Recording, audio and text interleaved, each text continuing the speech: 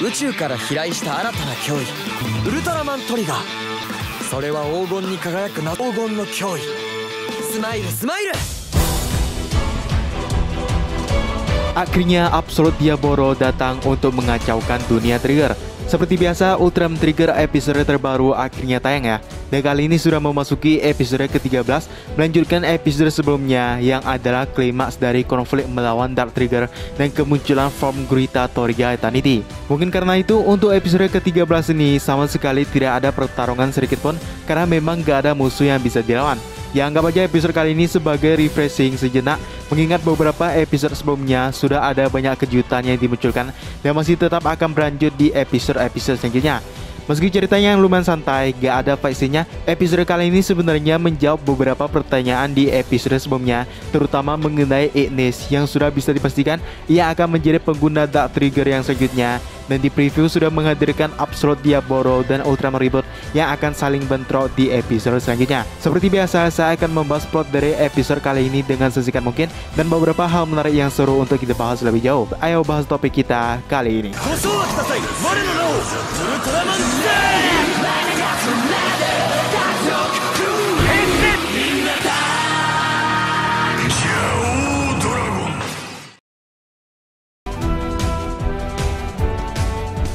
Episode kali ini dimulai dengan ditemukannya sebuah cercat darah di markas God Select, diikuti dengan menghilangnya Kapten Seiya, sehingga alien Meteor Maruru pun menjadi detektif dadakan untuk menyelidiki siapa pelaku pembunuhan yang menyebabkan hilangnya Kapten Seiya. Akito dan Kingo yang berada di lab milik Akito menemukan sebuah God Spark Lens yang sudah rusak, di mana Akito juga menjelaskan lebih lanjut mengenai cara pembuatan Hyperkey dan bank data mengenai kaiju yang tanpa sepengetahuan mereka, pembicaraan itu sedang didengarkan oleh Ignis. Pada akhirnya, terungkap bahwa Kapten Seiya sebenarnya tidak menghilang karena ia hanya mengikuti sebuah rapat, dan di akhir Ignis tampak membuat kaiju Hyperkey-nya sendiri dan mencuri God Spark Lens rusak dari lab milik Akito. Ya, cerita di episode ke-13 ini sebenarnya biasa saja karena tidak ada konflik yang gimana-gimana, dan karakter yang lebih difokuskan kali ini adalah alien Meteor Maruru yang sekaligus mengungkap backstory-nya dan alasan kenapa ia bergabung sebagai salah satu anggota dari God Select. Ternyata orang yang mengajaknya bergabung adalah Kapten Seiya saat masih menjadi anggota dari TPU,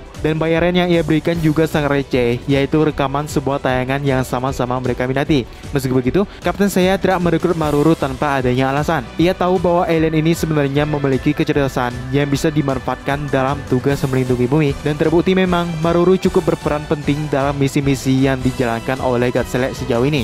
Salah satu momen yang lumayan menarik di episode kali ini adalah di mana Maruru mengajak semua anggota God Select untuk masuk ke ruangannya, yang sebenarnya ini adalah callback untuk kejadian yang juga dilakukan alien Metron di series Ultraman Max kalau gak salah, mengingat bahwa alien yang satu ini juga termasuk salah satu karakter alien yang sering dimunculkan.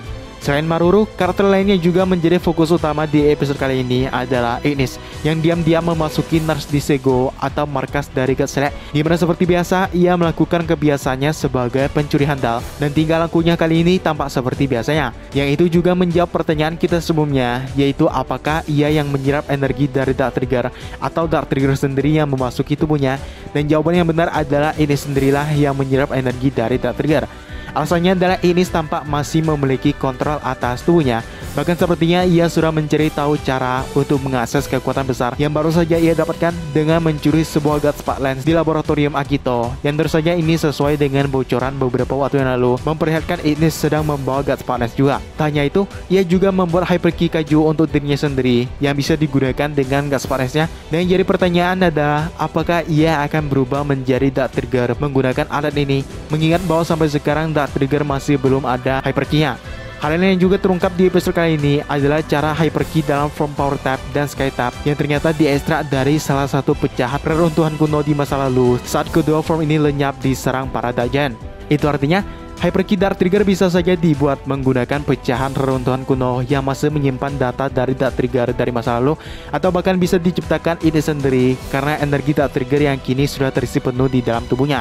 Dan akhirnya yang kita tunggu-tunggu pun tiba. Para Absolutian akan datang ke dunia Trigger, dan yang paling menarik perhatian tentu saja adalah Absolute Diablo yang akan memulai penampilan pertamanya di series Trigger ini sebelum dimunculkan sebagai villain di Ultra Galaxy Fight The Destined Crossroad yang baru akan tayang tahun depan. Untuk episode selanjutnya, pertarungan sudah pasti akan terjadi, yaitu Ultraman Trigger yang kembali menggunakan form barunya untuk melawan Diabolic, dan Ultraman Reboot yang juga datang membantu. Dan kita bisa melihat human form untuk Ultraman dengan teknik belah diri pencak silat ini yang keren habis. Kehadiran Reboot ini juga akan membantu Kengo atau Trigger untuk mengendalikan form terkuatnya, yaitu Glitter Trigger Eternity yang memang masih belum digunakannya dengan benar karena energi besar yang sulit untuk dikendalikan. Padahal untuk form sebelumnya, Kengo bisa langsung menggunakannya dengan mudah. Mungkin gitu aja pembahasan kita kali ini. Buat kamu yang mau ngikutin terus pembahasan Ultraman, langsung aja tekan tombol subscribe biar gak ketinggalan video terbaru.